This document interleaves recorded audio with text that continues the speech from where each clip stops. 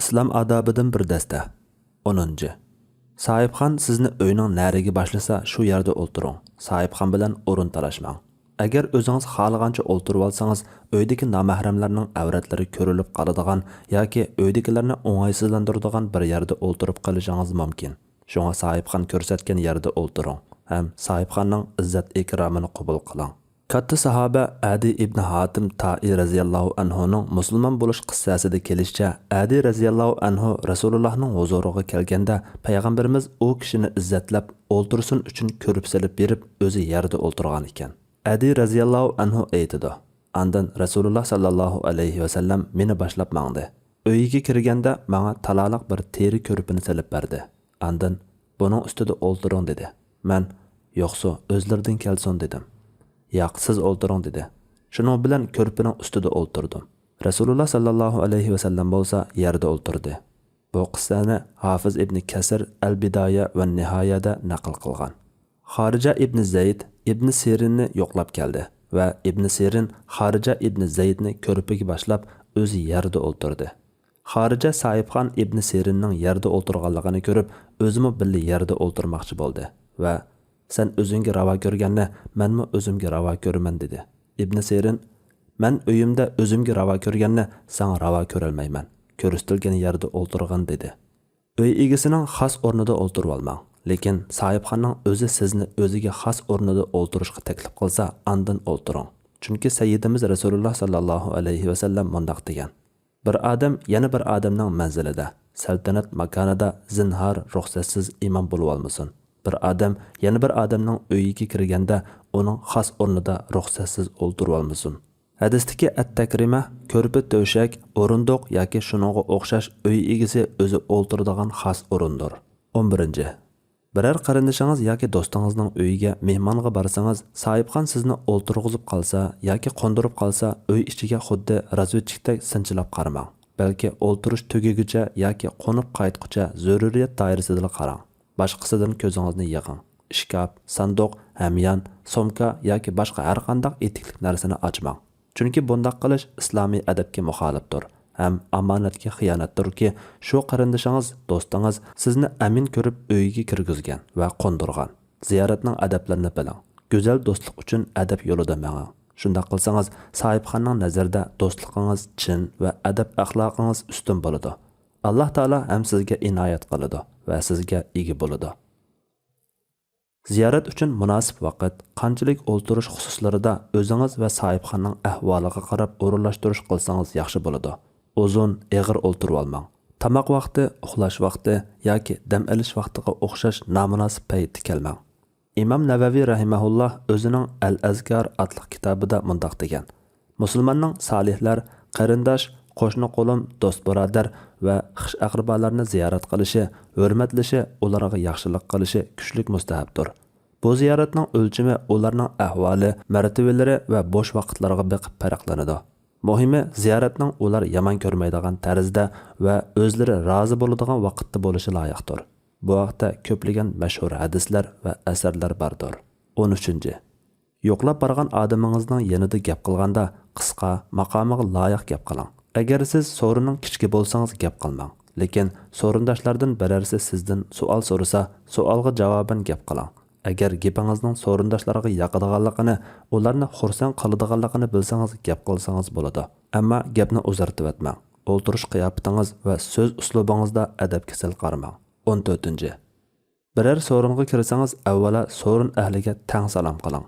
Agar qo'l elishib ko'rishmoqchi bo'lsangiz, avval so'rindagi eng hurmatlik yoki eng olim yoki eng taqvodor yoki eng cho'ng va yoki shuningga o'xshagan shariat e'tiboridagi asl sifatlarga ega kishidan boshlang. Hargizmi hurmat fazilatga boqmay o'ngdan va ya bir yoqdan udul kelgancha qora qo'yoq ko'rishmang. Kimdan boshlashda so'rindagilardan biror sifat bilan ustun kishi asos qilinadi. Agar siz so'rin ahlining avzilini bilmasangiz yoki so'rindoshlar fazilatda barobar kishilar bo'lsa, ularning peshqadamroqidan boshlang. Chunki kimning cho'ngroqligini ko'pincha bilgili bo'ladi. Albatta, Rasululloh sallallohu alayhi va sallam bu vaqtda cho'ngdan boshla. Yana bir rivoyatda yoshda cho'ngdan boshla degan. Buxoriy va Muslim rivoyat qilgan. Rasululloh yana cho'nglardan boshlanglar degan. Bu hadisni Abu Ya'la rivoyat qilgan va Tabrani al-Awsatda rivoyat qilgan. 15. Bir so'ringa kirsangiz, yan-muyan o'ltirgan ikki kishining orasiga qisilmay, o'ng yoki so'l yanida o'ltiring. Chunki Sayyidimiz Rasululloh sallallohu alayhi va sallam ikki odamning orasida ruxsatsiz o'ltirishga bo'lmaydi degan. Abu Davud rivoyat qilgan. Agar billa o'ltirgan ikkalan o'z oralaridan o'rin bo'shatib berib, hurmat ko'rsatgan va kelgan kishimi u ikkisining orasida o'ltirgan bo'lsa, kelgan kishining badashqan qurmay o'zini yig'ib o'ltirishi mustahabdir. Ibn Arabiy deydi: Ba'zi hukmlar aytganki, mundaq ikki kishi zolimdir. Biri ko'yinib nasihat qilinsa, nasihatni yomon ko'rgan kishi. Yana biri tar yerda o'rin chiqarilib berilsa, badashqan qurib o'ltirgan kishi. Ikki odamning yanida o'ltirganingizda u ikkisi sirliq, xususiy gap qilishsa, ularning gapiga quloq solmang. Chunki boshqalarning siriga quloq solish axloqingizga ayib olib keladi va gunoh qilgan bo'lasiz. Sayyidimiz Rasululloh sallallohu alayhi va sallam bunday degan: Kimki bir jamoatning boshqalarning anglashini xohlamaydigan bir gapini anglab olsa, qiyomat kuni uning qo'liga qo'g'ishon qo'yiladi. Buxoriy va boshqalar rivoyat qilgan. Bilingki, 3 odam bir yerga to'plansanglar, ikkingiz maxfiy paranglashsa to'g'ri bo'lmaydi. Bu qilmishinglar uchinjinglarning yatsirtib, aradagi rishtani uzidi. Kallasiga allaqanday o'ylarni keltirdi. Bu holat musulmonga asla yarashmaydi. Darvaqa, Rasululloh sallallohu alayhi va sallam bu nachar xuluqning musulmonlarda tepilib qolmasligini jigalab mundaq degan: 3 musulmon bir yerga kelsa, ikkisi maxfiy paranglashmaydi. Imom Malik va Abu Davud rivoyat qilgan. Payg'ambarimizning nahiy siyg'asi bilan la yatanaj, maxfiy paranglashmasin demasdan nafiy va xabar siyg'asi bilan la yatanaja, maxfiy paranglashmaydi deyishi shuni uqtirib qo'yish uchundirki, musulmondan bunda xatolik sodir bo'lishini tasavvur qilg'ili bo'lmaydi, yoki musulmonning bu xatolikni sodir qilishi musulmonga loyiq kelmaydi. Hatto u xatolikdan nahiy elishga ehtiyoj yo'q. Chunki u fitrat bilan belgili bo'ladigan xatolikdir. Bu hadisni Imom Malik va Abu Davud Abdullah ibn Umar radhiyallohu anhumadan rivoyat qilgan. Abdullah ibn Umardan ular 4 odam bo'lsa-chi, arasidan ikkisi maxfiy paranglashsa bo'lamdi deb so'raldi Abdullah. Chatoq yo'q, maxfiy paranglashsa bo'ladi dedi. 16. Cho'nglarni qadrlang va ularning haqqiga rioya qiling. Agar cho'ng odam bilan birga mangsangiz, o'ng tarafida va sal orqasidaroq menging.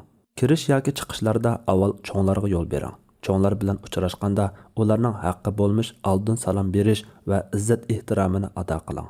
Cho'nglar bilan gaplashib qolsangiz, o'zingizdan burun gap qilishiga yo'l qo'ying. Gapiga diqqat va hurmat bilan quloq soling.